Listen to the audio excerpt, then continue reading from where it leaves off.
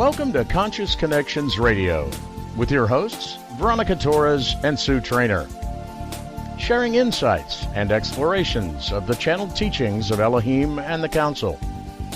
Call in and join the conversation, 909-202-8674. And now, here's Veronica.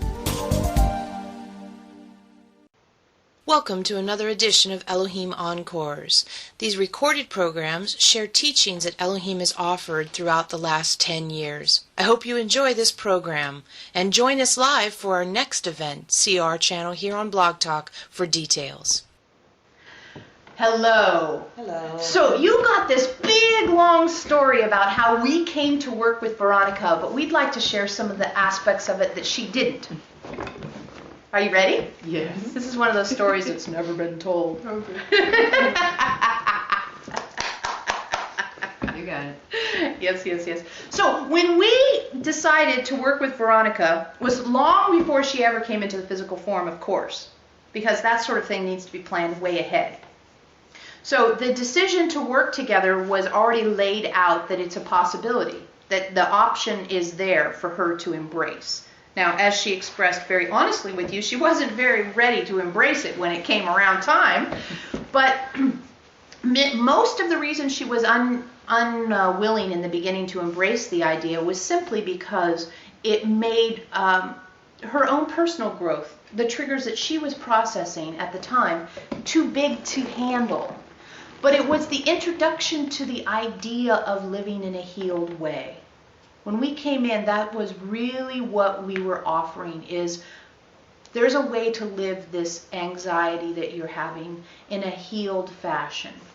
So we started our mission, if you want to call it that, when working with Veronica, with her. She was our first client or first guest. And the act of channeling our words through the anxieties that the process brings up for her is one of the deepest healing acts she can do for herself. So the reluctance to bring our energy in is completely understandable.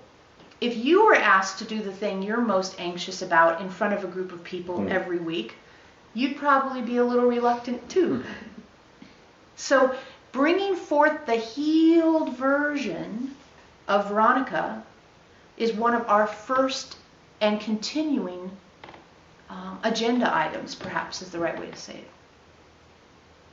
She brings forth our energetic in a way that is accessible to you all. She's translating by her presence, not by her actions, but by her presence. She's translating an energetic into language you can understand. Now, this isn't just because she's Veronica. This is just because she's doing it with us. But you have this same ability to translate the energetics you perceive into language that you can understand. This is what talking with your soul and your guides is all about, is translating language of energy, translating wisdom, translating insight into walking down the street. So bringing forth that clarity is an act of channeling. You don't have to have a group. You don't have to be on YouTube. You don't have to let anyone else know. But each of you is doing your own version of this act that we're doing right now. Each of you has access through your soul to this kind of information. And that's really what 2009 is all about, is the invitation to bring your insight from your soul and your guides through as a translated into your language, into your ability to act in the world.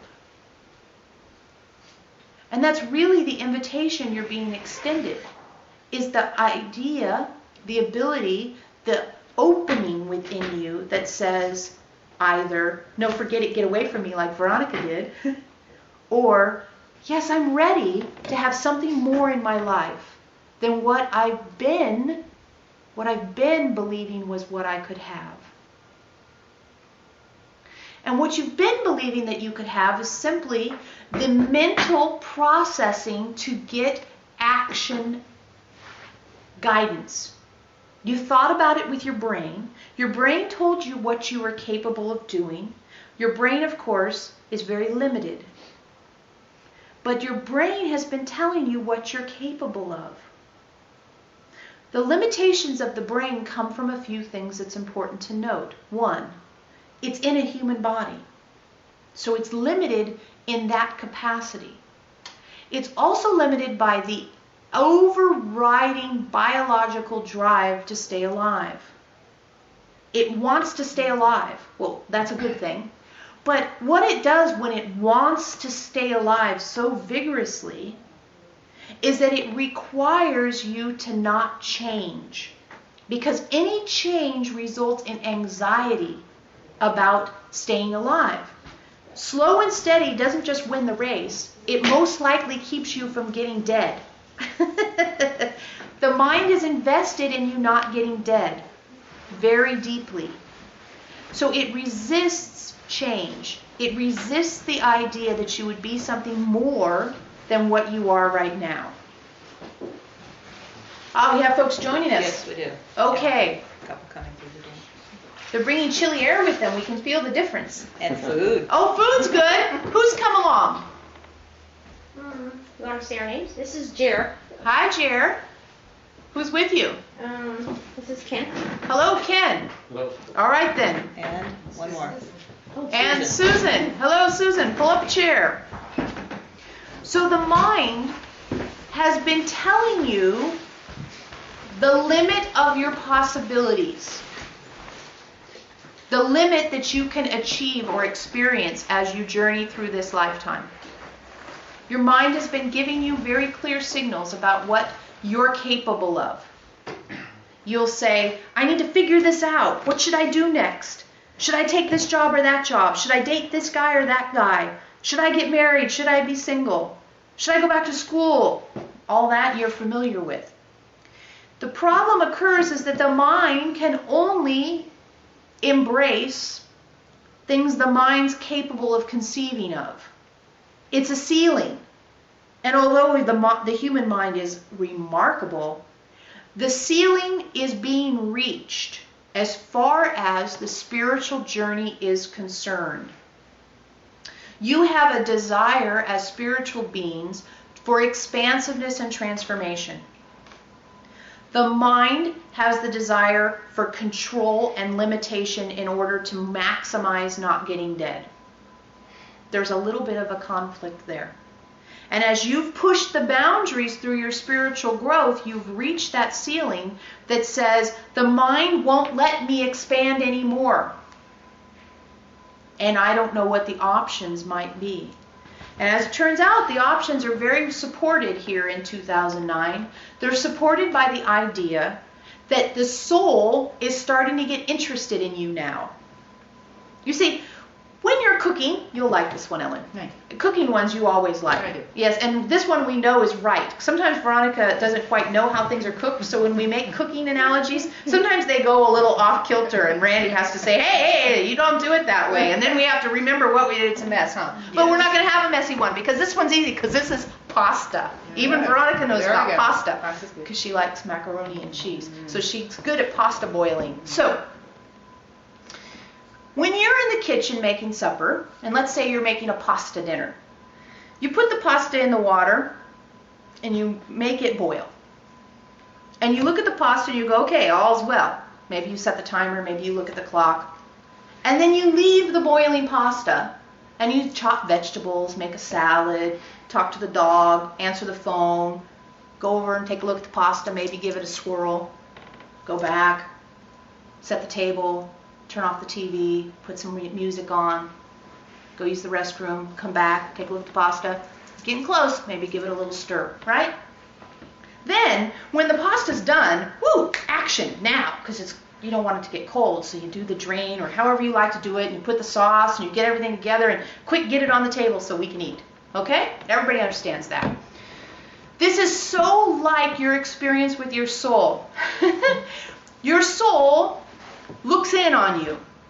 and gives you a little stir and says, not done yet. And then goes off and does other soul stuff. Because the soul paying complete attention to you, uninterrupted attention to you, would be as silly as you spending your uninterrupted dinner making time staring down at the boiling pasta. It's not necessary, therefore it's not done. It's not because your soul doesn't love you. It's because it's not necessary for your continuing incarnation for the soul to monitor everything you're doing nonstop. It's there, but it's just not paying its full attention to you. As you start to come to this point where the mind's not able to allow any further expansion on the spiritual journey, but you're still pushing the glass ceiling and saying, I want more, I want more, I want more, what happens is you're kind of poking the soul and saying, hey, soul, you don't know you're doing this necessarily, but that's what you're doing. You're saying, I think there's more here. And the soul says, aha, the pasta's done. Let's get busy. Let's make a salad. Or serve it. That's what we said. See, we almost blew it. We try so hard with these cooking things. Anyway, so the soul says, we're ready. Great. And the soul starts to pay more attention. Now, in this case, the way the soul pays more attention is it's there offering insight. It's there offering guidance. Because you've gotten to a point where you're ready for more than what you can figure out with your brain. And now the energetics of 2009 are really focused on this offering of your soul to say, we're ready to have a deeper relationship. We're ready to offer insight, and you're ready to reach beyond the limitations the mind has set up for you. Now, just like when someone gets up to make a speech, they have butterflies in their stomach. Almost every person making a speech does. There are very few people who really feel confident enough to walk in front of 500 people and not have any butterflies whatsoever. People get butterflies, but they still go up on the stage because they want to make the speech. Your bodies are receiving signals that say, this is a little scary, this is a little scary, change feels scary to me. Trusting insight instead of trying to figure it out, that feels scary to me. And the option is being laid at your feet to say, even though I feel scared, I'm going to do it anyway. Because I'm choosing for a more expanded way of experiencing this human incarnation. That's the option or the invitation that you are now given as you walk into 2009. Because 2009 is all about living from inside. It's all about saying, there's more here for me. There's more here for me than what I've been able to conceive of or figure out. I'm not going to only rely on the processing power of my brain. So what happens is that you ask yourself in each moment, what am I learning here? That's your question for 2009. What am I learning here? And each moment that you're learning something is allowing your soul to connect more deeply with you by answering the question. And the answer comes as an aha. The aha of the moment. And the journey you're on at this point, if you choose to move from Homo sapiens to Homo spiritus while still incarnate, you're evolving, is to learn to live by experience, living from aha moment to aha moment to aha moment. The part that's difficult about this is that your mind will say, there's no certainty, you're not sure, it's not proven, you don't know for sure, what are you going to do if? And it brings up all those fears that demand it to be figured out, because that's the brain's department and it's been doing that for you for so long. The free will spiritual choice says, you know, I don't need certainty because I have clarity about this moment, and I'm going to move from this clarity to the next clarity. To make the spiritual choice for clarity and release the desire for certainty, because certainty is limited by what the mind can conceive, and clarity is infinite because it comes from the soul. That's the invitation we offer to you for 2009. The energetics of your planet are actually supporting it. You see a lot of people who wanted certainty. The easiest place to see this is in your stock portfolio. But those were supposed to be safe stocks.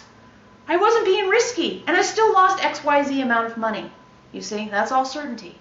If I have a certain amount of money, then I can retire. I need that certain amount of money. Your words are so great. But the clarity is in this moment, am I all right? I'm all right. Okay, I don't know what's going to happen, especially now with the stock market. I don't know what's going to happen. But I'm going to be clear in this moment. What am I learning? And ask my soul, what am I learning? And take the aha and lead into the next aha and lead into the next aha.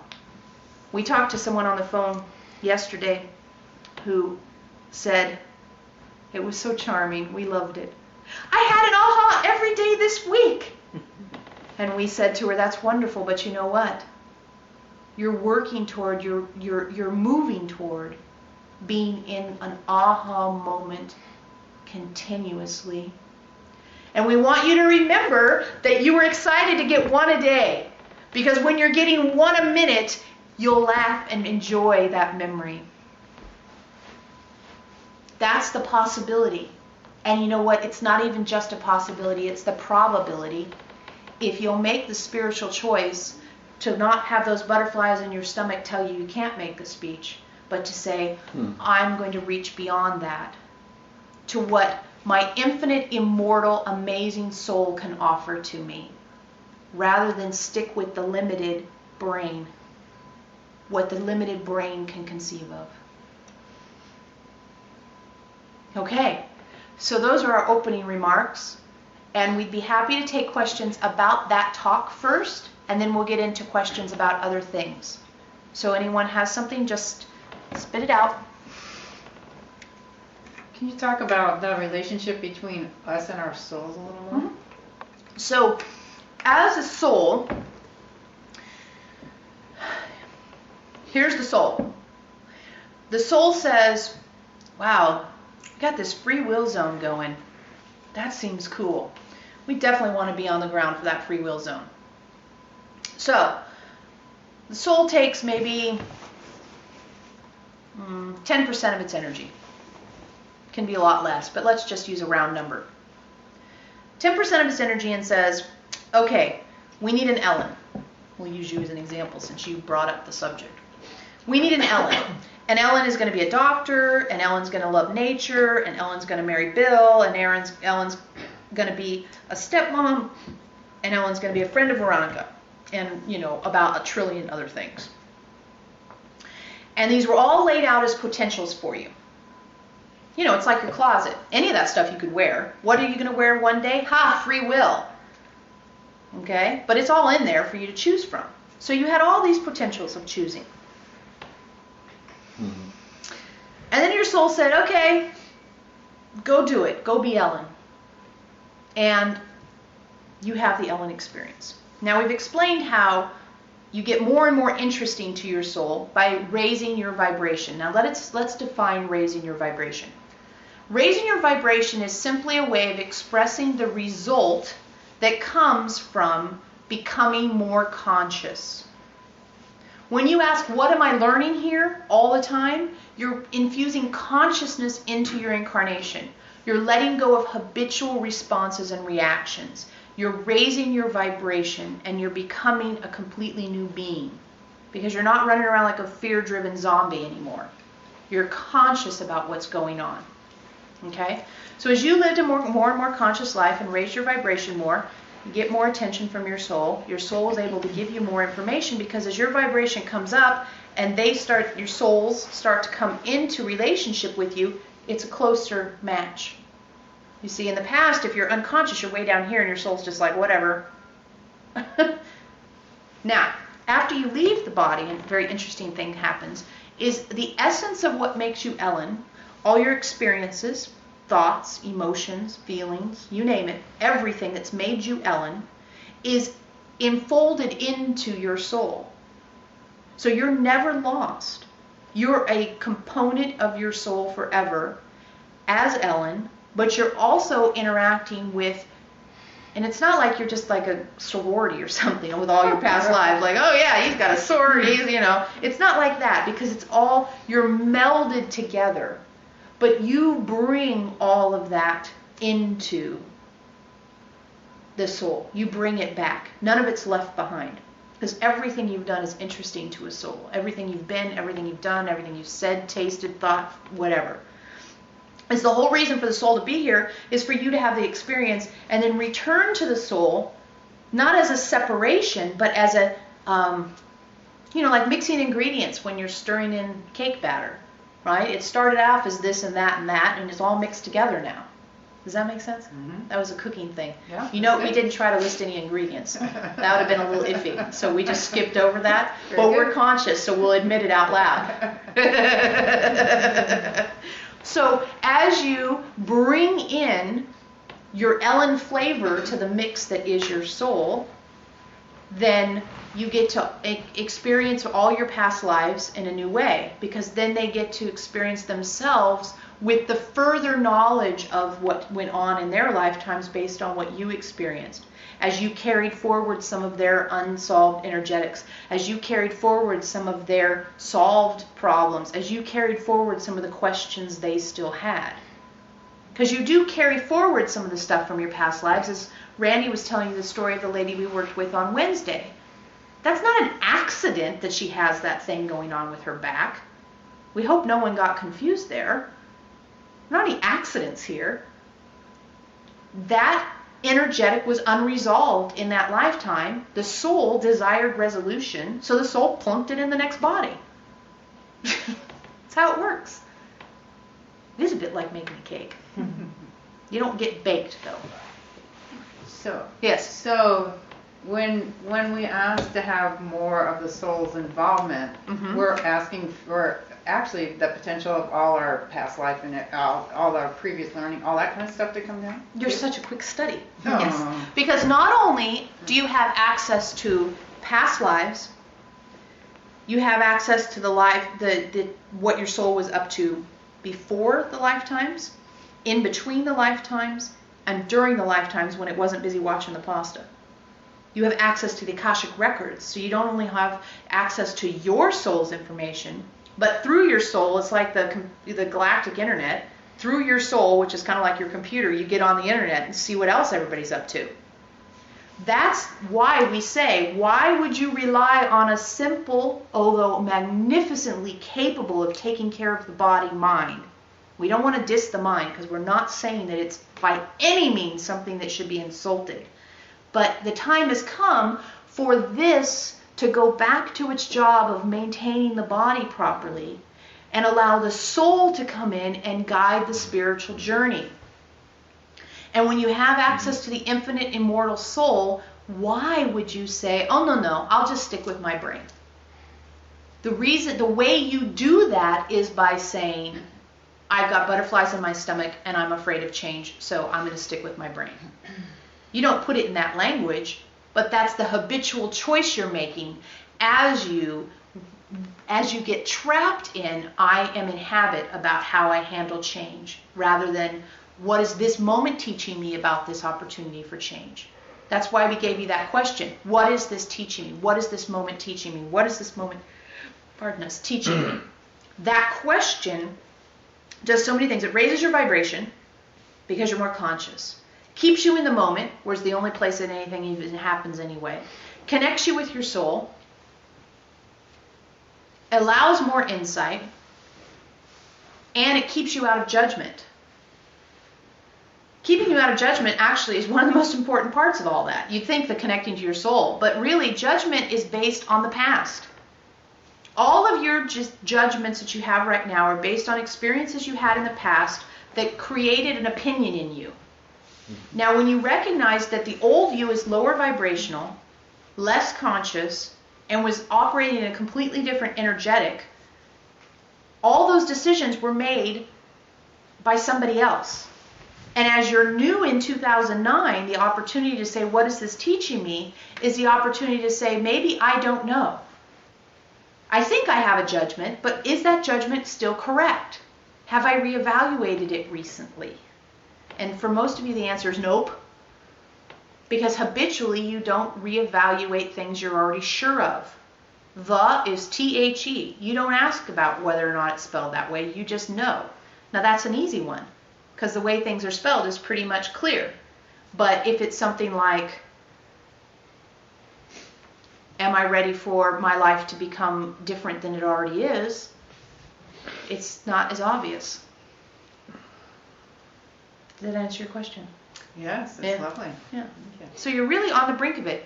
Another thing we told someone to do, which might be fun for you guys, is that every time you see 2009 written out, 2009, imagine that you're picking it up and you're looking through the 2 zeros at your new life.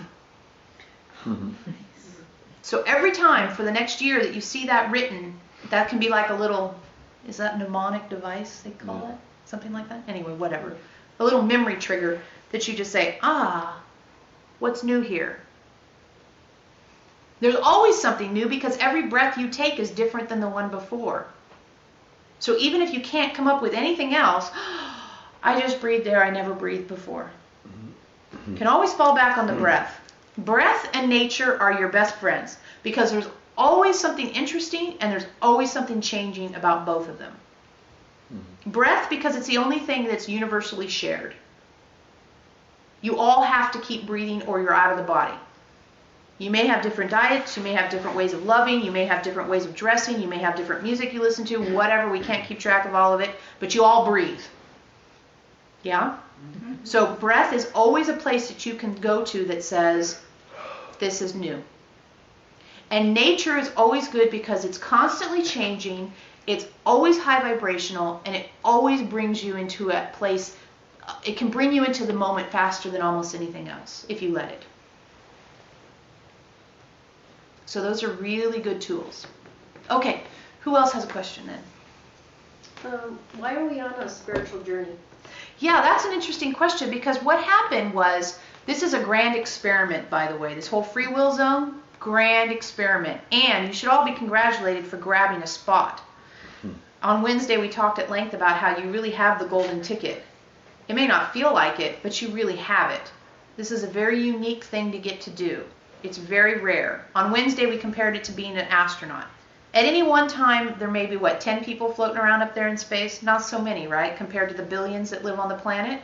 It's that kind of a ratio when you consider the souls who would like to have this opportunity and the souls that are getting it. Let's think about that. 10 to 5 billion is to you as to the rest of the galactic soul group that's out there. That's how rare and important it is to be on Earth at this time. And trust us, it's a ticket that many souls are trying to negotiate a way to get. Why do you think your planet's so stuffed with people? Everybody wants a shot at this. Because you're ascending as a culture, as a group, you're ascending. We're getting ahead of ourselves. Back to the beginning. Why do you quest spiritually? Yeah? What happened was, you decided to come onto the planet as an incarnate being with amnesia about who you really are. Not just amnesia about past lives, but amnesia about who you are in connection to the universe, in connection to God the Father or the Creator, whatever language you prefer. You came in with amnesia. And you came into an environment with such strong physical reactions to what's going on. You hurt deeply, you love passionately. It's not a mild experience to have. Getting chased by the saber-toothed tiger, that really gets your blood going, right? It's a very vigorously felt environment. And you feel alone very easily. So you came into the incarnation with what we call a divine spark, which meant that you didn't remember God. Not in the way you know God exists when you're out of the body. You really don't have the experience of who God is. You have just this little divine spark. And what has been absolutely fascinating for us is to see that that divine spark was sufficient to propel you on a journey toward knowing more about who you are. Knowing the bigger picture. I want to know more about this. You don't just stop with, well, I live and I die. You look for something beyond. You look for symbols in the stars. You look for answers in nature. You don't wait. You go and look for it. So the reason why you're on the spiritual journey is because that's the point of all of it. But that you are on the spiritual journey is almost miraculous to us, because when we explore your journey and we see how challenging it can be, you cuss at God sometimes, but you turn right around and seek answers anyway. And that beautiful internal quest that is self-generated is quite remarkable and virtually unavoidable as a human. And it's fascinating to us that you do it. And because you do it, you would have come here anyway. You go to Disneyland to experience Disneyland. It doesn't usually set you out on a grand quest, right? So you would have come here and done the Disneyland version of Earth, but you came here and you started a different kind of a version of the experience that was not predicted. And so that's why one of the reasons why this is such an amazing thing you're doing. It's because you quest for knowledge, you quest for clarity, you quest for expansion and transformation. Sometimes at a great cost, yet you do it anyway, because the divine spark builds in you. There you go. Does that answer your question there? Absolutely. Good. Who else? Don't be shy. How do you know if when you're asking, what am I learning from this? Yeah. That the mind doesn't get engaged and try to figure it out? Yeah, well, you know it because the mind never comes up with a good answer. Okay. Really, the mind's going to come up with the same answers you've come up with all along, and they don't feel good in your body. You say, what am I learning from this? Well, but is it aha? You know that aha thing? You get it in the shower a lot. Like you go, oh my God, I figured it out. Okay. Oh my God is good, because really that's closer to the answer, because it's more like coming from your soul. I figured it out as the mind going, I'm taking credit. Somehow I'll fit it in so I feel safe with this and new information. So it doesn't need to be answered immediately either. No, it doesn't. Sometimes it doesn't get answered immediately, and that's interesting, because what ends up happening, what we've observed happens, is that you get an aha, and then you set that aha into action, into movement. And the mind can be very helpful in that. The mind's very good at organizing things, keeping you safe as you decide to drive your car to the store and buy something and bring it home and cut it up and reshape it into something else. The mind's very good at making sure you drive the car safely, that you get into the store safely, that you get back into the car safely, that you drive home safely, and that as you're cutting it up, you don't lop off a few fingers. Perfect jobs for the mind.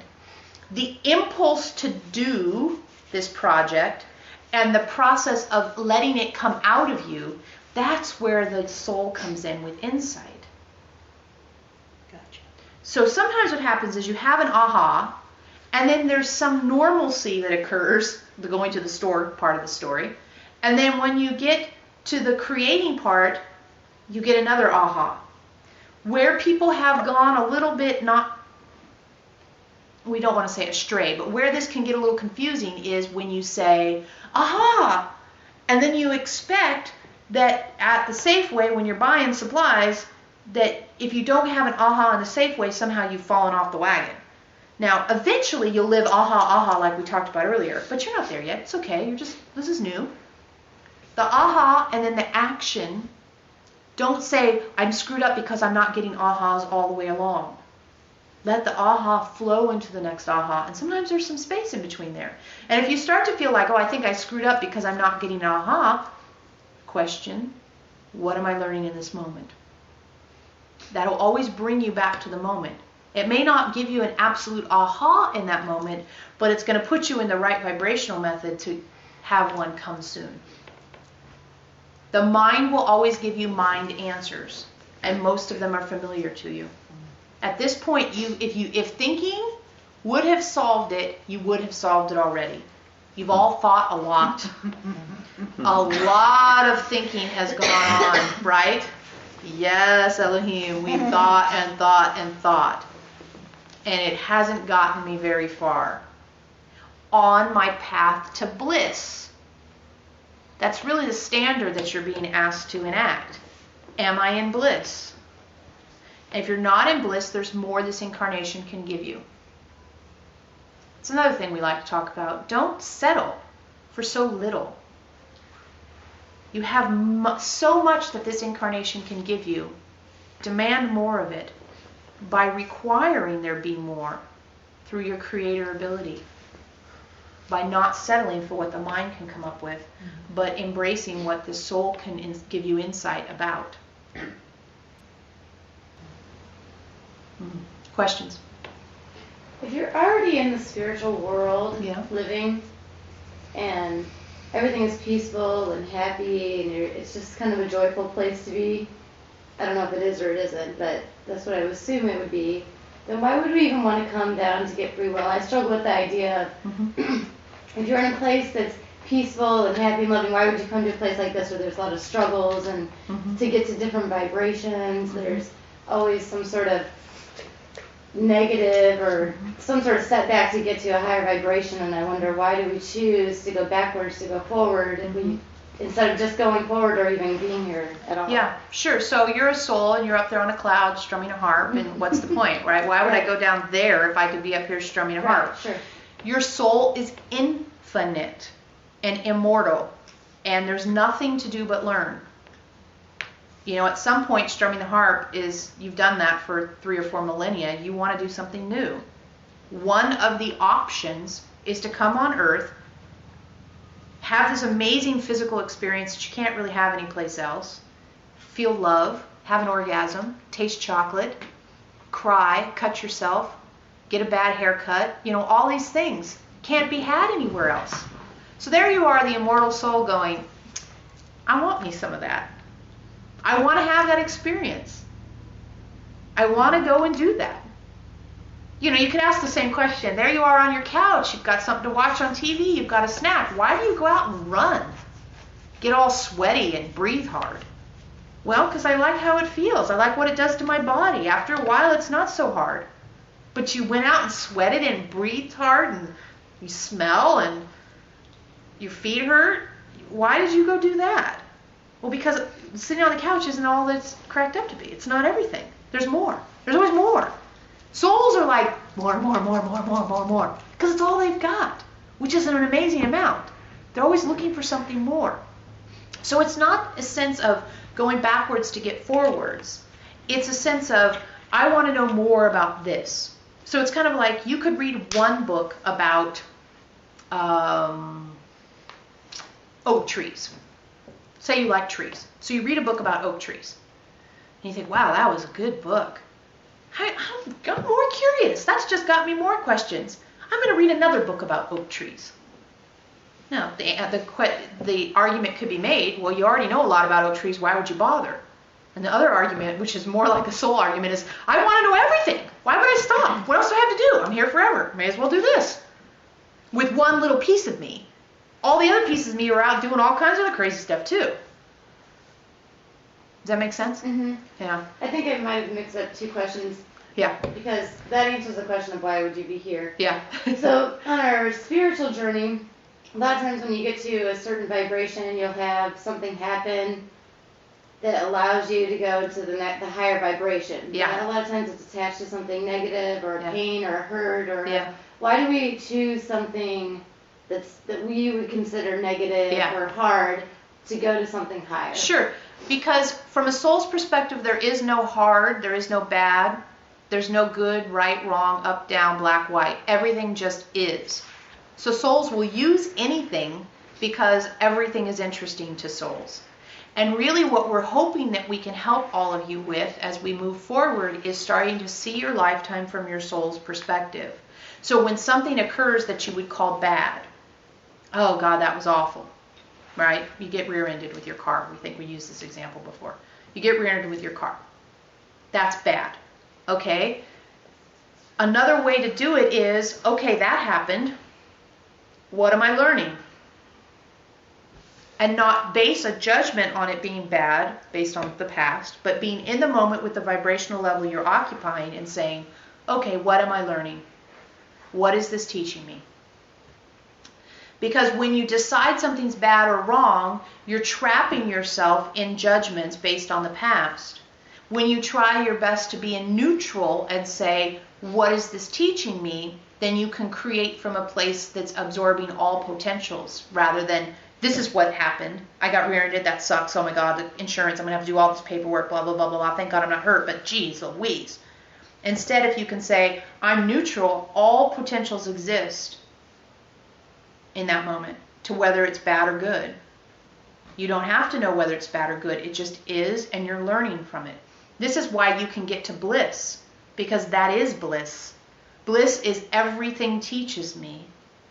I don't go, even when you're happy, someday I'm not going to feel this way.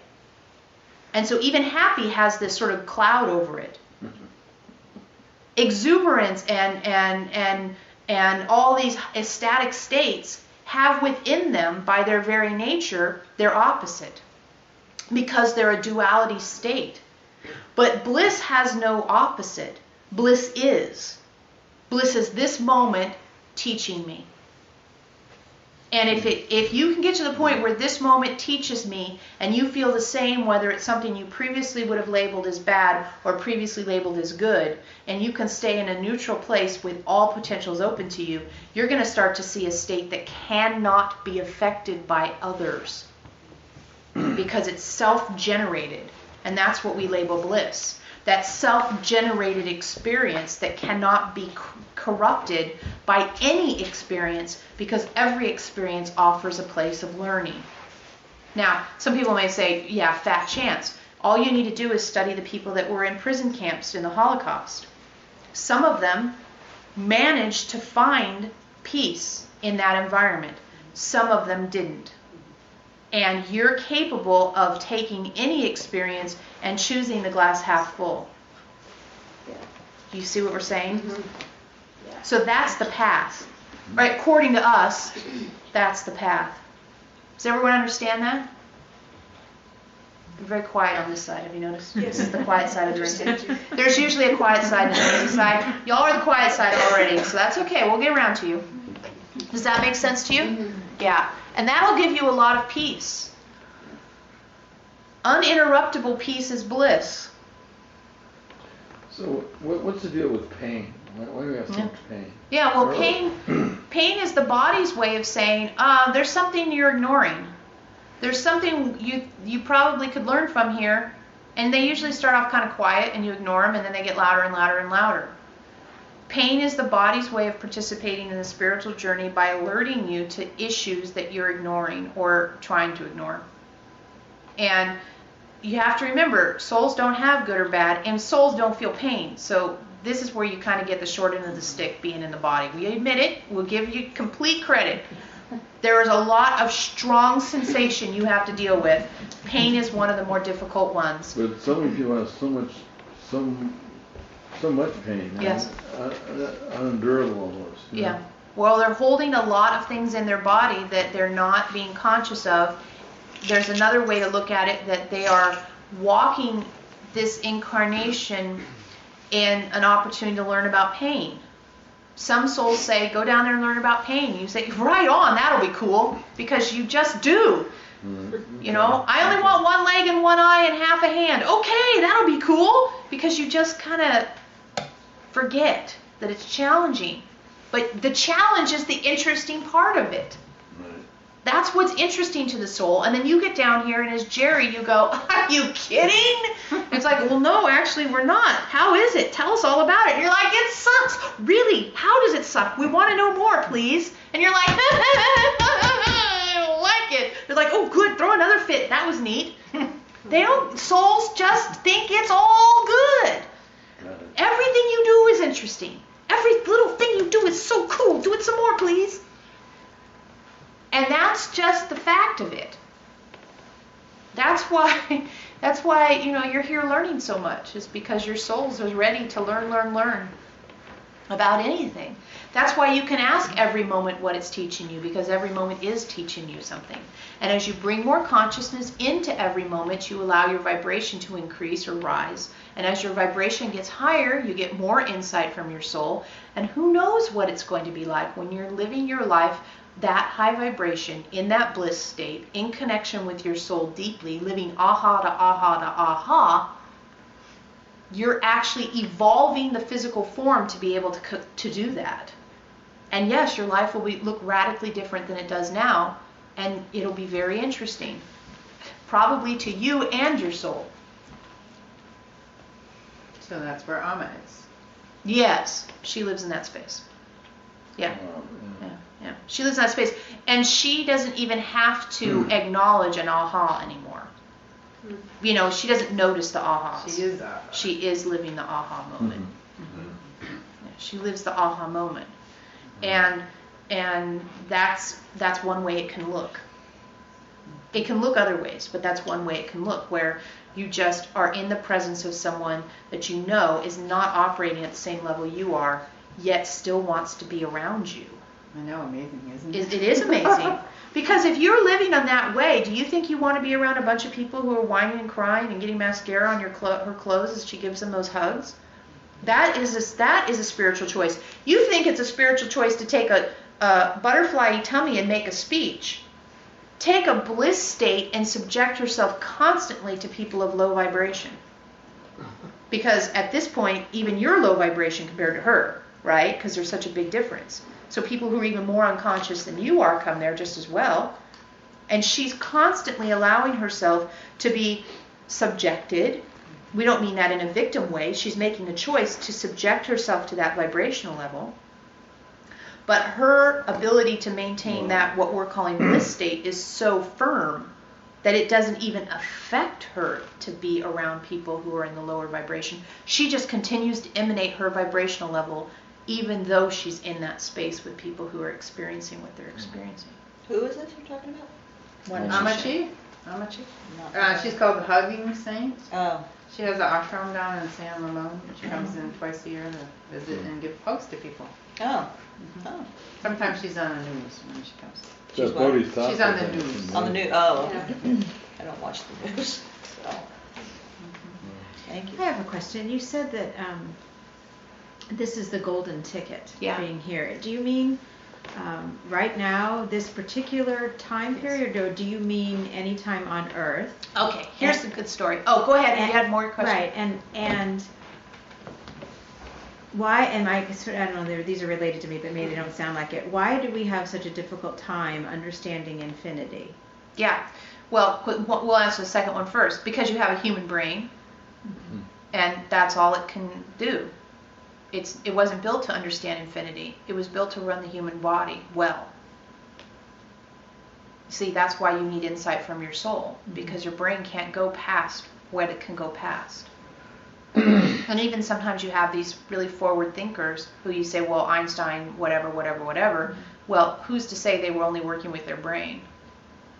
They could have been connected up with the insight from their soul very easily. So you can't understand infinity because your brain is not capable of it. Just like saying, can you go slam dunk a basketball? Well, I can't jump that high. I'm not that tall. Okay, so why can't you? Well, I can't jump that high. I'm not that tall. Okay, so your brain can't understand infinity either.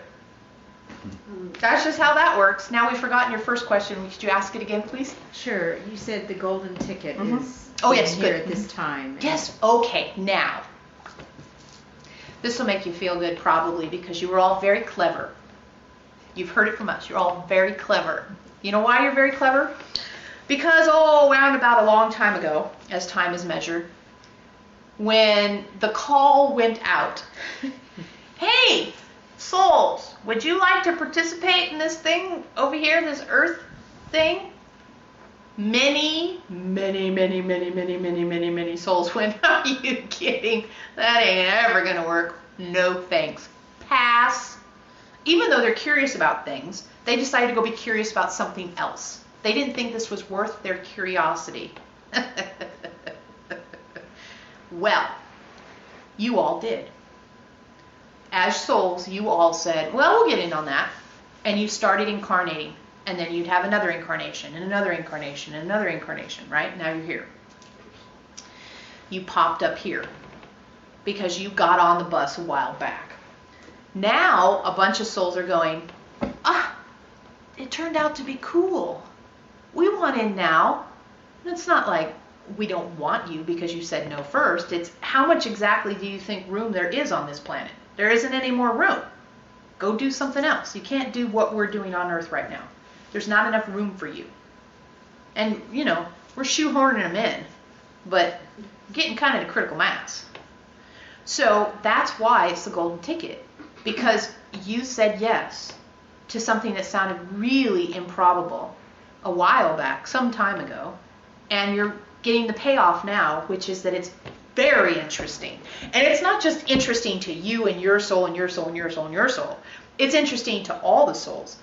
So we always picture it, you know, when you have your Super Bowl, right? And you have those big stadiums. Just imagine if you're all doing this in the stadium, you know, you're all down there on the grass playing the game, and the stands are filled with the people who got good tickets, and everyone else is sort of hanging on to the edge and looking over the top and floating in the air and cramming in and pushing, trying to get a little bit of space just to watch, just to observe consciousness in action in a free will zone, is the hottest spectator's ticket. It's also the hottest participating ticket. So are you saying that that there isn't, the free will zone doesn't exist in other universes, other planets? We'll put it this way. A free will zone is a very rare thing, the way it's constructed here, with physical bodies that react so strongly to stimulus. See, it's not just that it's free will, it's that there's such a strong reaction to stimulus as in a free will zone. It's much easier to sort of have free will if there's not a big amount of pain attached. But when there's a lot of pain attached, here you go. You all know what this feels like. Choose for the big bag of potato chips to make you feel better, or choose for the spiritual book, right? It's so easy to go for the big bag of potato chips and get the immediate gratification. But to actually choose for the spiritual book, or choose for the mantra, or choose for the walk, or choose for the looking at nature instead, takes a leap of consciousness and intention. That is just amazing, considering the strong pull that exists for you to choose the potato chips and the couch, right? Now, nothing wrong with potato chips. Unconscious consuming of anything is questionable choice. When you have the free will to be conscious, don't give it up so easily. Okay, Veronica has to use the bathroom, so share among yourselves. We'll be back. Isn't this cool? We get to go pee.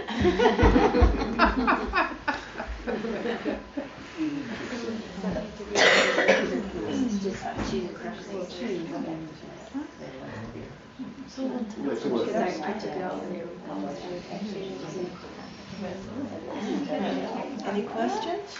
Yeah. You can ask anything too. It doesn't have to pertain to just pertain to yourself. I got this pain in my thing. What's going on with that? You know, this person is bothering me. What's the deal with that? Or, this new job is just to you. You know, whatever.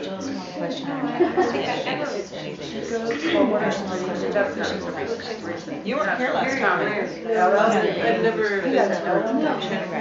have you been to other stuff? Yes. Who's still I've heard. I haven't been. We have all of these lives that are incarnated. Why don't we remember consciousness as we go on so that we get better? I assume the soul is remembering. Why can't we? Well, we didn't have specific questions. Within a group, like a group. To keep track of, and it wouldn't have. Okay. So where are you going? Okay. All right. So that was fun. Now, who's next?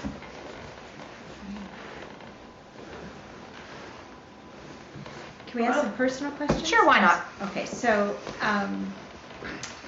do I have spiritual guides? I'm assuming I do. Yes, everyone does. And how do I find out about them and communicate with them? Sure. Everyone has guides, because the aforementioned group of souls that decided not to participate when they had the chance to get the golden ticket but thought it wasn't a golden ticket, they like to act as guides. So do souls that used to be in human form but are somewhat in between incarnations or just decided they don't want to incarnate anymore. They also act as guides. So you have a wide variety of guidance available to you. Who guides you can shift and change as you shift and change. And the best way to be in connection with your guides is to say, hey guides, I want to be in connection with you. First, you have to give permission because you're in a free will zone. Now, we always recommend you go straight to your soul, but some people like to work with individual guides because they like the personalities of their guides. So that's okay too. But either way of getting in connection with your guides or getting in connection with your souls, the best thing to do, first give permission, state your intention, state your desire to be in connection and be guided, and then give opportunities for guidance to come in. Don't just use your brain to figure out, right? You have to let the door open. One of the ways to open the door is to find easy decisions and ask, should I wear blue or red today? And then see what happens in your body. Don't think, well, the red makes me look skinny and the blue makes me look fat, so I better wear the red. That's all thinking. It's, should I wear blue or red today? And then let there be a space for some kind of an answer to come. Now, is that space going to have a smell, a sound? Is a song going to pop into your head? Who knows how your guides will choose to communicate with you. But if you don't make a space, then it's impossible for it to occur. And you train yourself to understand when they're giving you guidance by letting there be opportunities for them to guide you. So find ways to have yes, no, or one or two choice questions. Some people get a tingling sensation on one side. So they assign blue to left and red to right. And if they get a tingly here, they wear blue. And if they get a tingly here, they wear red. Maybe you get an itch on your face. Maybe your eye blinks or twitches. Maybe your knee feels strange.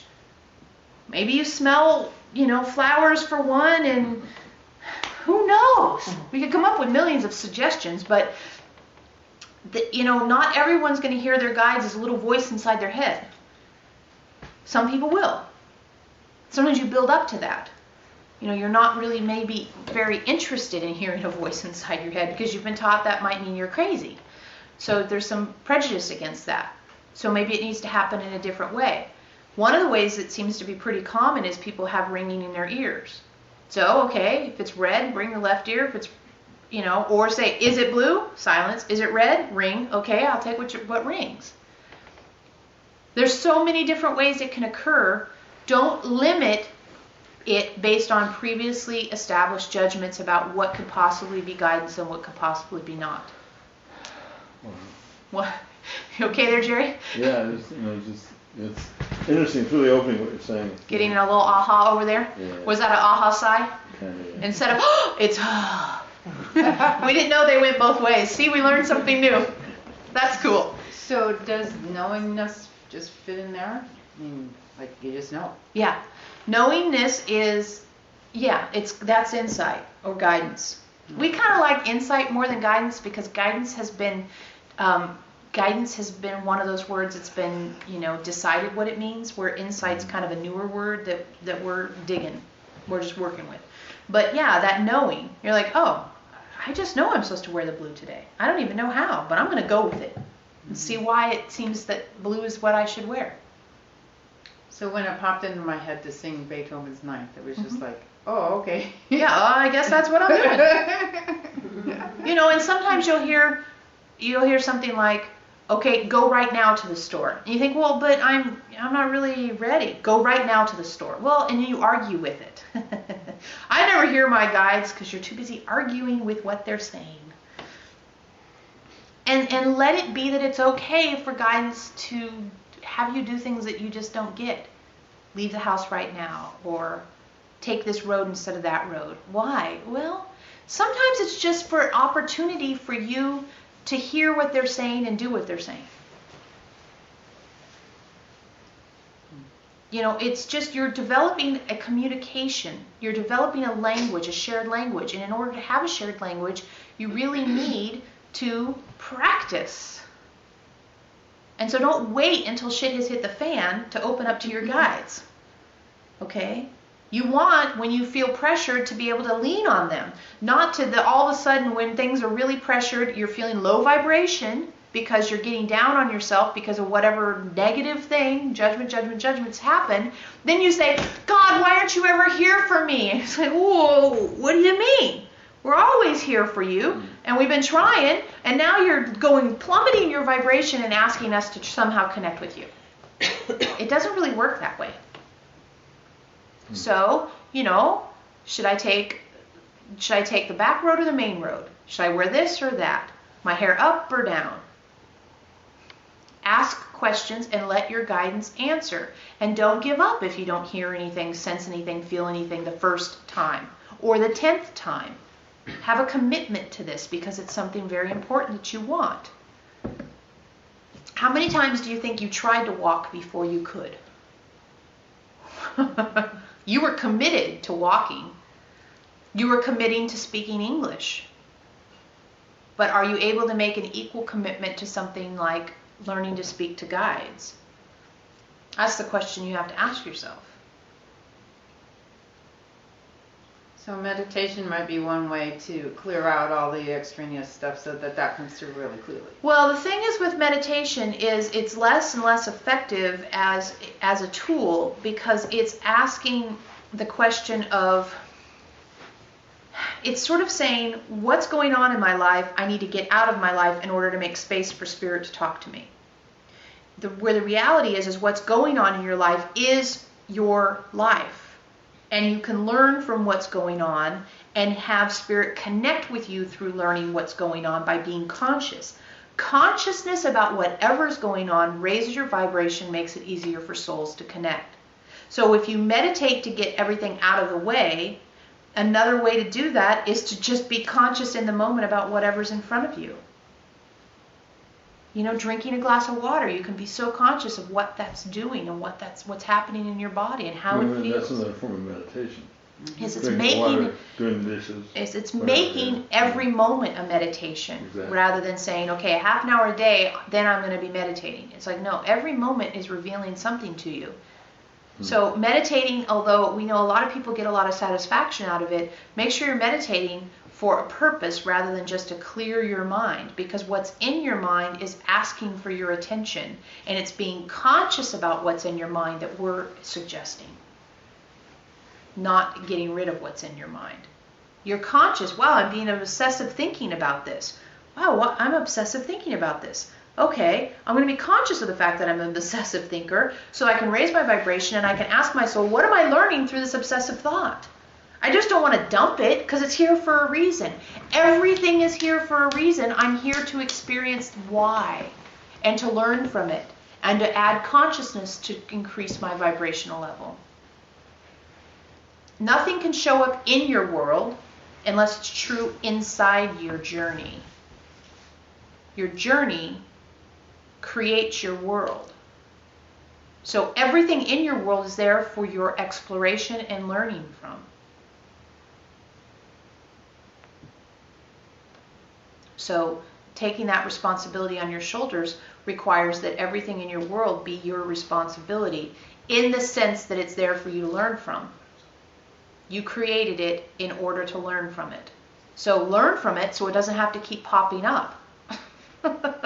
There's like a list, a queue. And if you ignore this one, it just gets in the line and comes up again. Because your soul says, we want to learn from that. And you say, oh, no. I'm like, okay, we'll wait. No problem.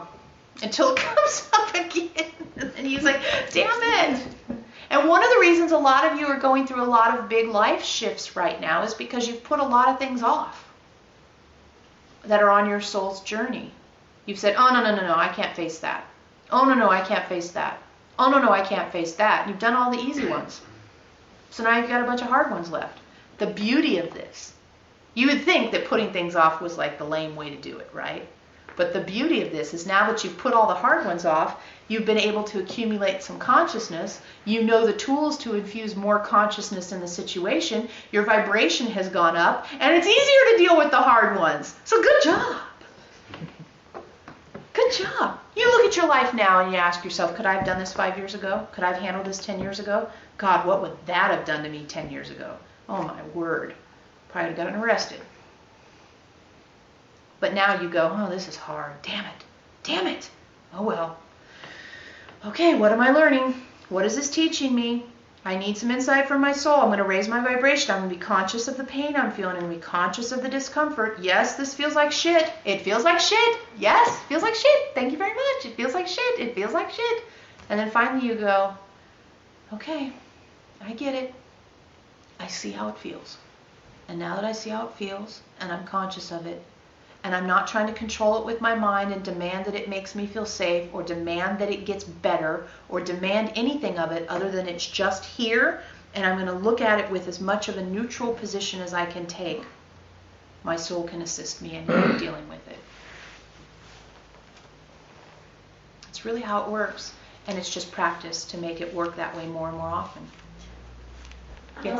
I had a situation, and I still have it now, where I got Bell's palsy, and I don't know if anybody's familiar with that, but half of your face gets paralyzed, and it's not temporary, but they don't really know why it happens. And it's not completely healed now, but for the first couple weeks, it was just ridiculous and hard, and like, what in the heck, and why am I having this? And then finally I was like, all right, I have it, so you just deal with it and you move on, but I still feel like, what's the purpose? Why would something like that happen if I don't feel like there's any reason? Like right now I'm fine with it. There's a little discomfort in telling people like, oh, I have this just in case it's recognizable or somebody thinks there's something a little off, but when those kind of things happen, you don't really, there's no answer. Doctors don't know why you get it or how it comes and goes. What's the purpose of it? Yeah.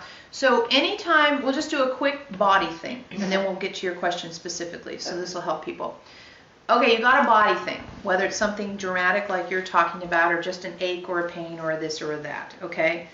The left side of your body, anywhere on the left side of your body, is going to reflect to you, that's the feminine side of the body. And so the feminine side of the body means receiving information coming in, nuance, tenderness, caretaking, all those things that you normally associate, not with women as much as the feminine nature. Okay? The right side of your body, all the way up and down, is about moving out into the world, going into the world, affecting the world, bringing who you are into the world in some way. So a lot of times people will get issues with their right hip or their right shoulder because they're hesitating putting themselves out into the world. You see, they don't want to walk into the world, so their hip has to stop working properly, or their knee or their ankle or something like that on the right side. On the left side, sometimes you'll get pain and anxiety because the world is too much, or you're around a lot of anger, and as that's coming into your field, it's making you kind of cringe or retreat into yourself, you see. So what side of your body was the Bell's palsy? It's on the left. Yeah. So, and that's the face area. Yeah, the whole face, the entire half. Yeah, so a lot of that is probably about receiving how people perceive you. You know, how are you seen in the world? Not how you see, because that would be on your right side, you see. That would be this side. But how am I seen? Is how people see me how I see myself? Is there a conflict between those two pictures? Am I overly concerned about how I'm perceived in the world? Do I make a big deal about what people think of me? Does that matter to me deeply? Is how people think of me or perceive me changing how I feel about myself? Or am I determining how I feel about myself? How am I seen? And how do I see myself? There's a conflict there. Does that resonate with you? Not really, because I never have ever had that emotional attachment with how people view me. I kind of live in my own little world and carry on my own way. And sometimes people see me different ways, and that's fine. And I've never really had an attachment with it, which is why I was even more curious why something like this would happen, because I could handle it. It's not like I'm concerned if people would, dislike me or think weird of me. I never had that attachment to any of that kind of thing. So I just wondered, why would something like this happen over something other than that? What about your parents and how they see you?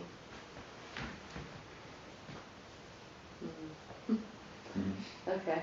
Yeah. Yeah, it's all Well, about... it's interesting. I just saw my mom for the first time in 6 years. Yeah. just like a week ago. Yeah. And I think they all see me in it kind of makes me emotional actually to even talk about it a little bit, but I guess I don't even really care how they perceive me. That doesn't matter. Okay. It doesn't matter if you can toughen up about it and not care. It matters that it's triggering you. Okay. Right? So it's like, I live in my own little world. I don't give a shit what you people think. But, it's still in me. Well, there's definitely an emotion attached Yes. to it. Emotion attached to it because when I went there, I had a strong emotion, even though when I felt going there, I wouldn't. But I did, but I don't know. Yeah.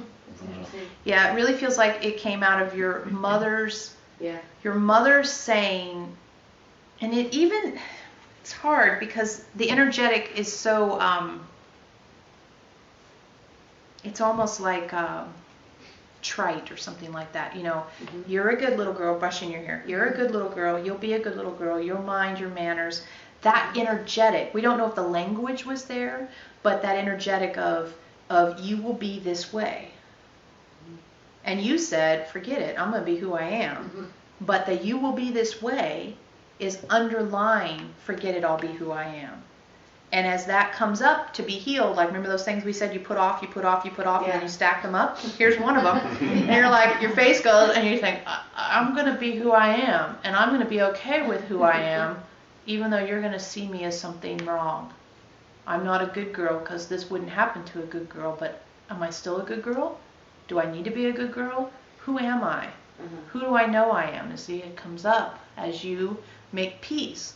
Now, be cautious you don't make peace with just putting a big Teflon sheet in front of you, right? It's not, I'm okay with you. Come on, I've got my linebacker pads on. Right. You can't hurt me. Right. It's, I really don't need your opinion to tell me who I am. But how do you transition from knowing that? So I've gotten to the point where I do understand that's where I need to be. Yeah. But how do you get rid of the attachment of whatever that attachment there is? Yeah. Because it's like your mom, so everyone tells you that you're supposed to be attached to that idea or that thought, so it's hard to break away from not needing whatever that is. Well, you fill it with something you know is true. So you fill it with the truth you have. Not the truth of, I don't need you, but the truth is, I self-generate my experience of me. Who I am is not based on anyone else's opinion. So when you get that hit of them energetically them telling you need to be, we'll call it the good girl, just for shorthand, the good girl, and you come back with, I create who I am. I create my opinion of me, and it's my standards that I live up to. So as that energy comes in, you stop it right here, and you say, no, that's not coming in. I'm not interested in that. Not because you're wrong and I'm right, but because I know a different path that I want to walk on that doesn't include this right-wrong battle we've done before, but includes my journey within me. So do you have to keep those relationships? Because I battle with... No, you don't have to keep any relationships that are outside of your boundaries. Okay, because that's what I battle with. We'll just give everyone a pass. Fire anybody that you want, all right? You have a permanent pass to fire anybody you want. Okay, that's the Elohim pass. However, the underlying energetics don't always go with the person, which is a blessing. Because we'll tell you this right now, you have this energetic with your mom, maybe she's unconscious and can't deal with it with you. You'll take that energetic into a new relationship, and it hopefully, because of intention, will be with someone who's higher vibrating, and you can heal it with them. It doesn't have to be healed with the person it was started with. The energetic that you're healing is the point, not the person you're healing it with. Now, that truth right there will just give you a hint. That truth right there, probably no one but you knows this, so this is a good story. I feel suspicious. Yes, you're suspicious. That truth that we just shared, that you don't have to heal it with the person it was generated with. Does everyone understand what we mean by that? Okay. We had to go back in, and don't even get us started on what it takes to make a change to a free will zone. Because initially the free will zone was, you got a beef with her, you work it out with her. Okay?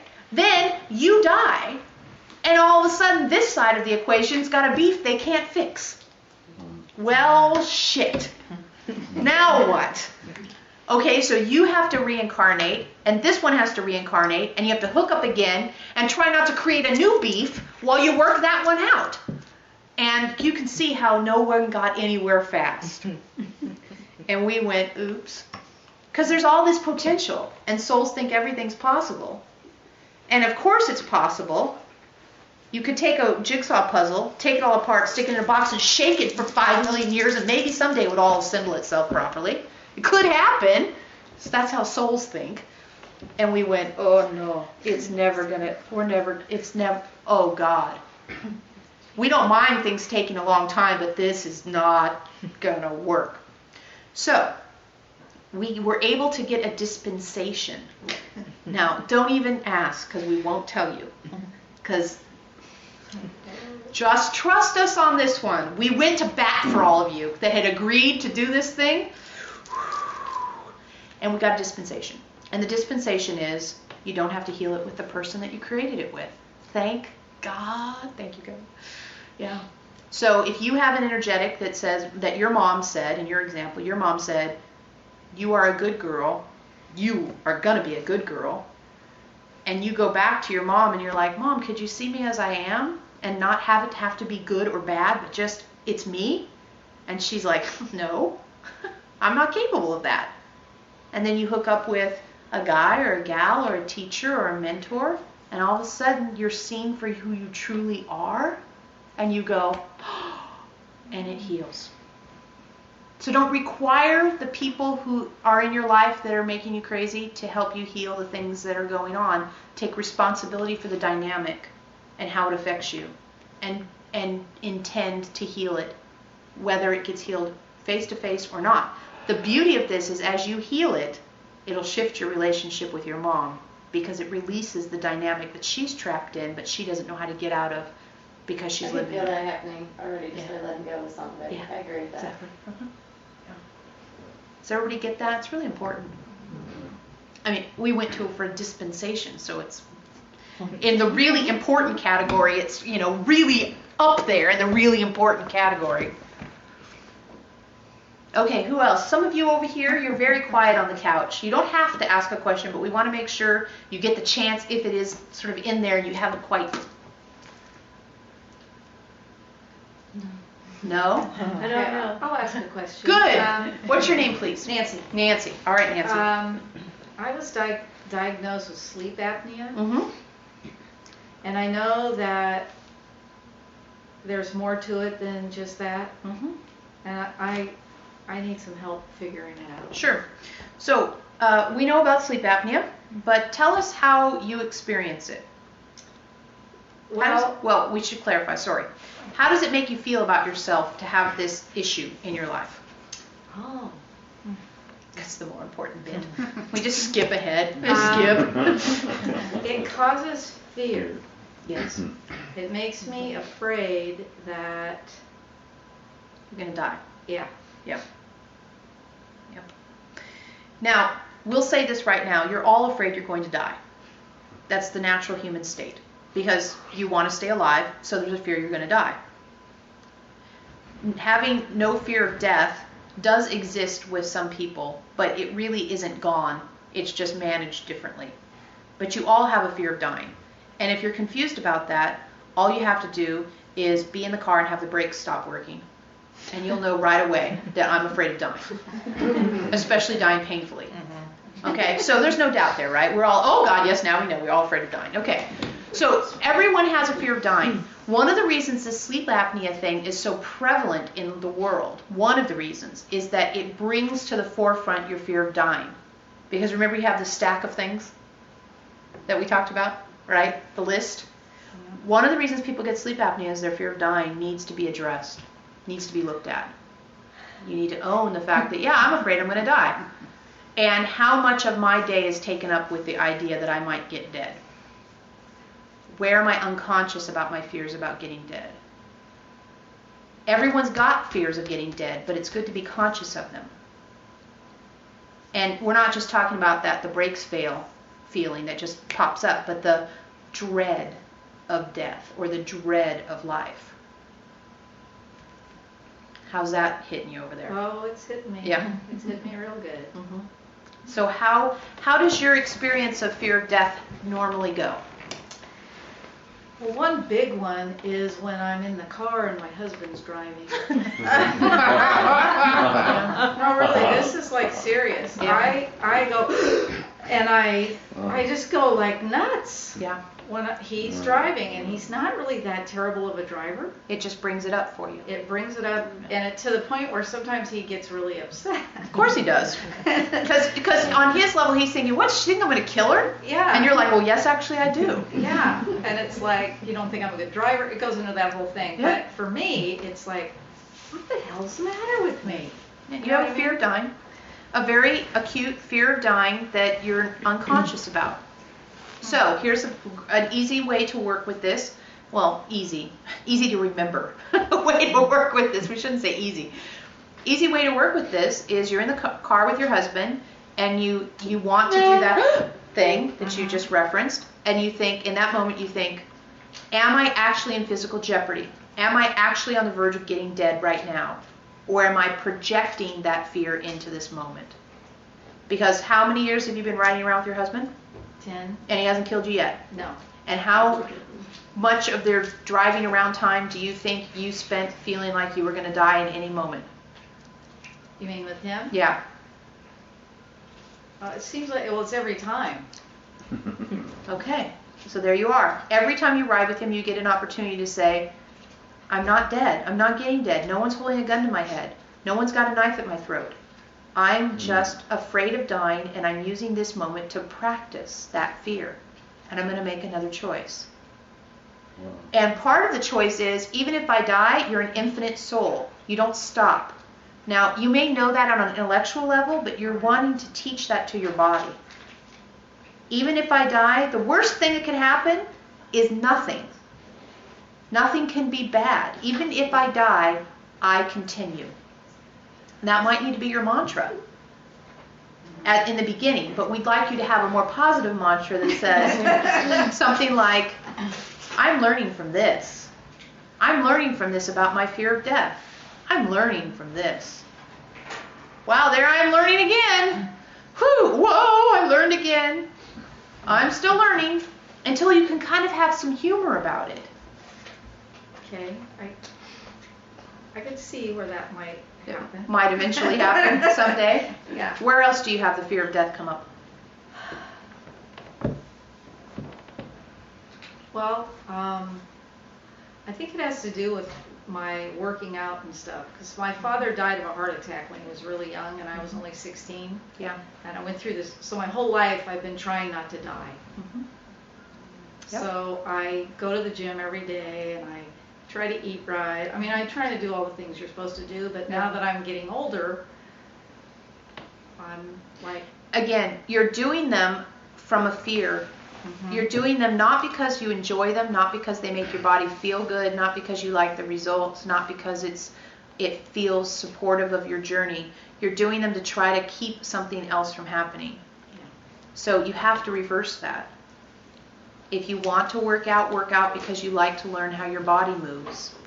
If you want to eat certain foods, eat them because they make your body respond in a positive way. Doing things to prevent something only attracts it to you because you're feeding it energy all the time. We don't want to scare you like you're going to make yourself dead. Right. But what we're saying is you're attracting the fear because you're working out thinking, okay, maybe this is going to keep me from dying young like my dad. And even if you're not consciously thinking it, you just told us unconsciously that's what you're doing. Yeah. So you're spending, an hour a day focusing on getting dead unconsciously and sometimes consciously. And then you wonder why you have to have sleep apnea to alert you to the problem. Because apparently the exercising hasn't made it show up. So you don't need a heart attack. You don't need any kind of big major medical thing to deal with. You don't need anybody around you to die like your father early. You need to be conscious that you're learning about fear of death. And see if you can lighten up about it by making it kind of amusing. Wow, there I am once again thinking about dying. Here I am with the opportunity to live, and all I do is think about dying. Maybe if I focused on living, then when I die, I'll feel like at least I lived. instead of spending all your living time trying not to die. You understand? Oh, I do. That's important. I do understand what you're saying. That's not a little important. I just never put it together like this. Yeah, well, that's what we're good at. Thank you. At least that's what we're told. Can I ask a quick question? Do you, are you afraid when other people drive you? Because I have the same thing as you. But I'm not afraid when some other people drive me. Not as much as my husband. Is that a script holding thing then? It's a script holding thing, and it's a thing, amusingly enough, and this is one of these funny things. The husband is the protector, right? The husband is the big strong guy you can lean on. So it's safe for you to exhibit your fear of dying when he's driving because you trust him not to kill you. Oh, God. Interesting. Big bell goes off in your head. Like, am I really that? Yes, you're really that complicated. Wow. Yeah. You're safe working out, trying to work out this anxiety. Your body's trying to help you work out this anxiety because you're in an environment where you're safe. And if you were in an environment where someone were driving erratically, you'd probably be incredibly calm because you'd be trying to figure out how to handle it. You'd be more calm with someone who's driving poorly than you are with someone who's driving safely because this is your body's way of helping you see that you need to work on this issue. Does that make sense to you? Yeah, it does. Yeah. Absolutely. Yeah. Thanks for that clarification. Yeah, no, thank you for bringing that up because it helps me now too. My husband thanks you too, even though he doesn't. We should email him the tape. Yeah, I'll tell him all about it. Okay, good. Fear is such a strange thing. I mean, fear, you get in the compliment, but fear sometimes keeps us from being slobs too, you know. I mean, sometimes it's good to be, it's good to be paranoid, because there actually are people out to get you, Yeah, and if they're out to get you, what is that teaching you? Again, that's always going to be our question. What do you learn from the paranoia? What do you learn from what they're out to get? Yeah. Fear, guilt, and lack are the three. That's the triple cocktail there of low vibration. You just drink it every day, and you get to stay low vibration. Fear is based on Fear is based on something that I don't want to have happen is going to happen to me, and I'm trying to prevent it. If you start to embrace anything's positive, like we talked about earlier, you can lessen what you're afraid of. Now, this doesn't mean you walk down a dark alley at night by yourself thinking, well, I'm not afraid, so everything's okay. You might be able to pull that off, but maybe not. So it's probably a good idea to use some discernment there.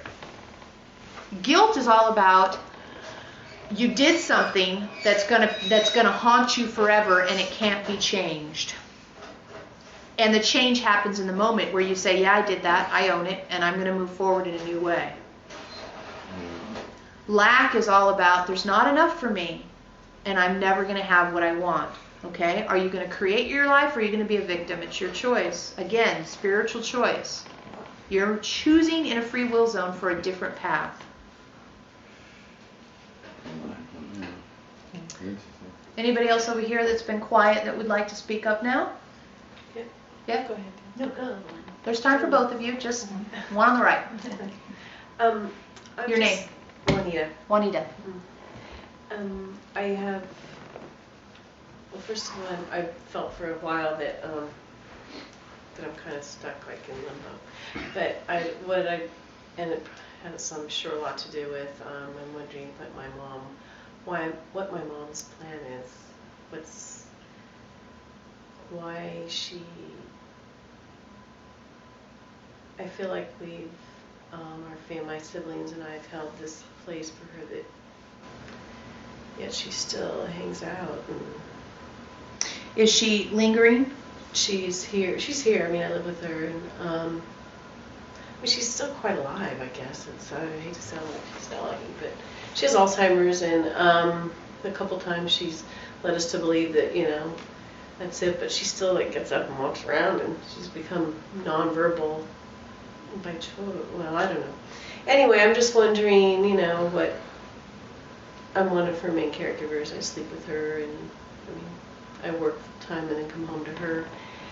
And but I'm just wondering what it is she needs, because she's definitely more not here than she is here. Sure, and what's her first name? Katie, And where does she live? here in Martinez. Okay.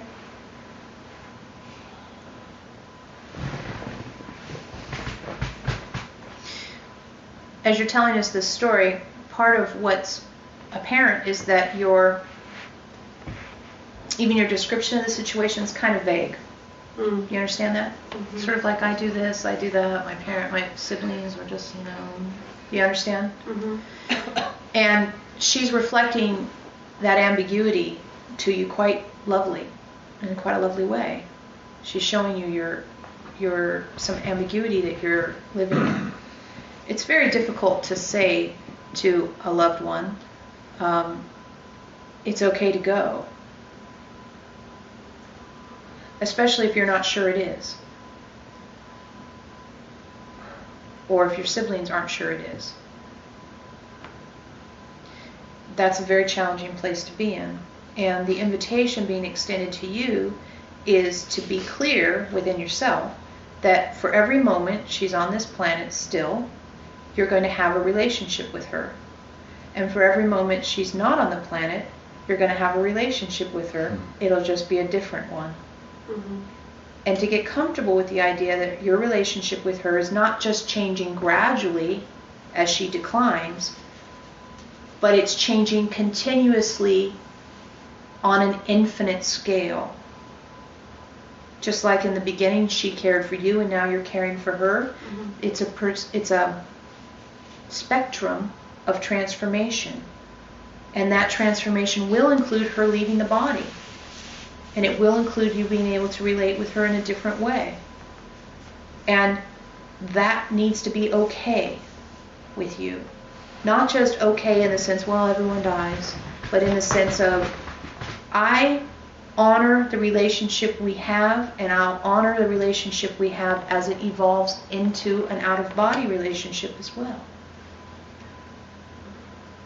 And not to get into guilt around the idea that somehow you're hoping your mom dies. I think that I've done that. I talk about it with her, and we talk about how, she'll be, there's a lot of us. There's, I have 7 siblings and 19 grandchildren, and the in-laws, and we're very close in a small house, and everybody, we all seem to be really open with that. She was always very spiritual her whole life. Well, she was Catholic, mm-hmm. or is, but in the most spiritual sense of that word, she was unbelievable. And not just because she's my mother, but she has been a truly amazing person, and so, but when we're very clear on letting her know we feel that way, we all have, but maybe not as clear as we think. I don't know. We speak about when she talks about leaving all the time, mm-hmm. and we tell her it's okay, that we know she'll be with us, mm-hmm. and I don't know, maybe she just likes hanging out with us. Well, it sounds like she has quite a few people to hang out with, mm-hmm. so, that connection is still strong with all this huge family. A lot of times people in that situation will linger because they're afraid of what's going to happen to the family when they're gone. Will the family stay close? Will the family still get together? Will they still want to spend time together when they're not just coming to see me? That might be part of the energetic for her. It feels like that could be true. Sometimes it's hard with people who are in the Alzheimer's experience because they are leaving the planet bit by bit, and so sometimes it's hard to tune into them as strongly. But let's just see a moment. Hang on just a moment.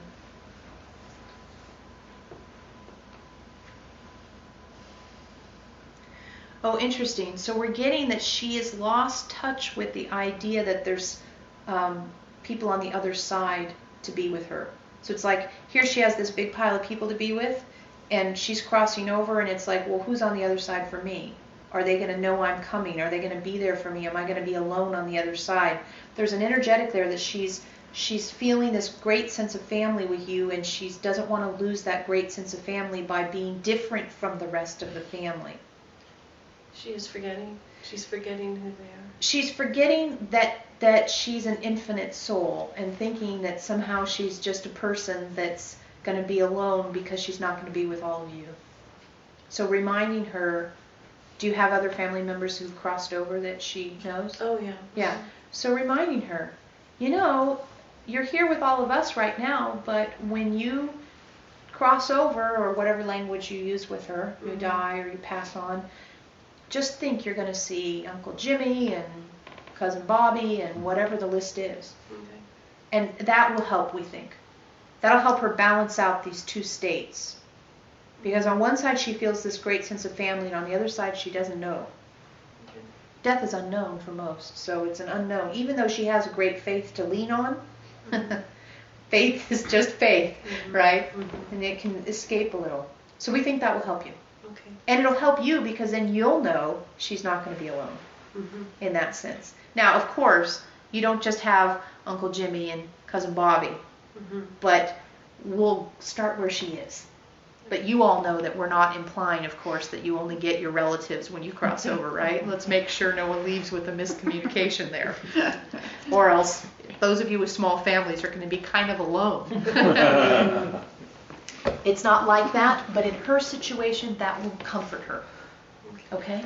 All right, so we know we had another question from the couch. Hi, I'm Debbie. Debbie, yes. Yeah, hi. My question is, it's about a decision. About a year ago, I just knew that I had to go back to college and finish getting my bachelor's degree. Okay. And now I'm like 2 quarters away from graduating. All right. So I'm happy about that, but now it makes me know that it's time for me to make a decision about what to do next. Yeah, that's just stop right there. Okay? Because we wondered if you were going to say, I should start thinking about it, or if you were going to say, I'll make a decision. Both of them require the brain that we've been talking about tonight, right? You have 2 quarters left, so how many months is that? I don't know, maybe like 6, yeah, because I'll be graduating in June. June. Yeah. Oh, good. So you have a nice chunk of 2009 to practice this new skill, and who knows what wondrous thing will be on the other side. So the new skill is, yeah, that's right, I need insight about what to do with my degree after I graduate. What's next? I wish to have insight.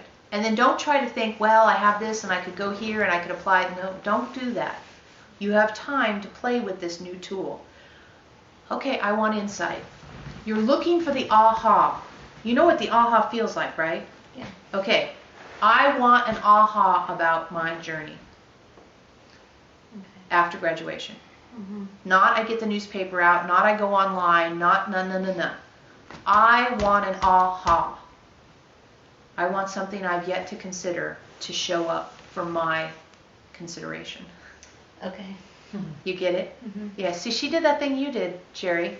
So apparently aha is an outward sigh as well. See, this is a fact. Did you hear her do it? She went, did she even sink in the chair a little? Like,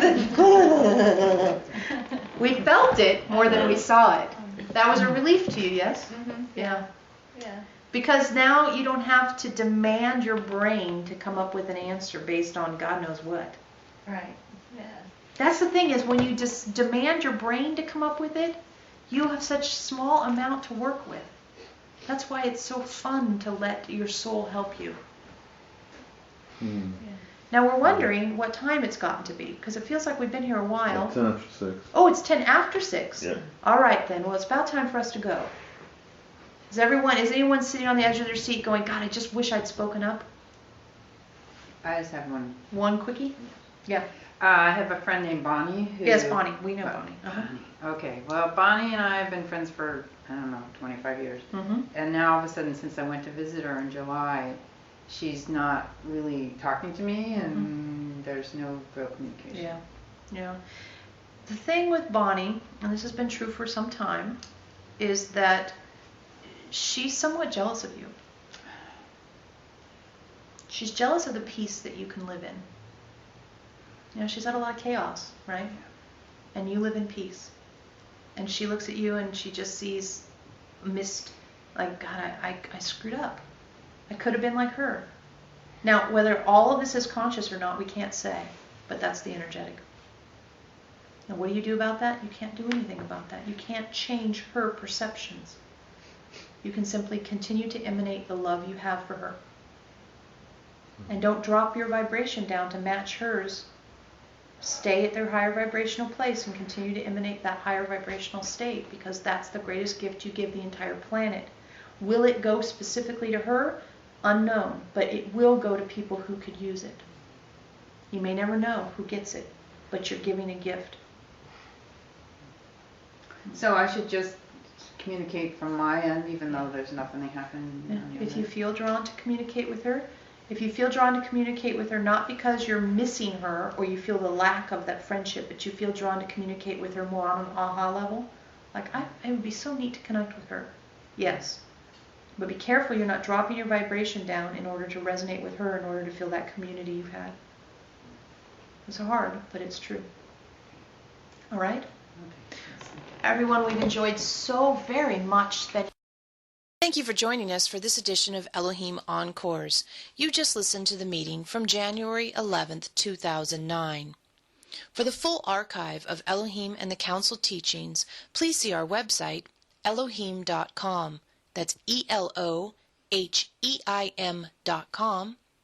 And keep a look on our Blog Talk channel for future installments of Elohim Encores, as well as our live program, Conscious Connections. We hope you'll join Veronica and Sue again next time.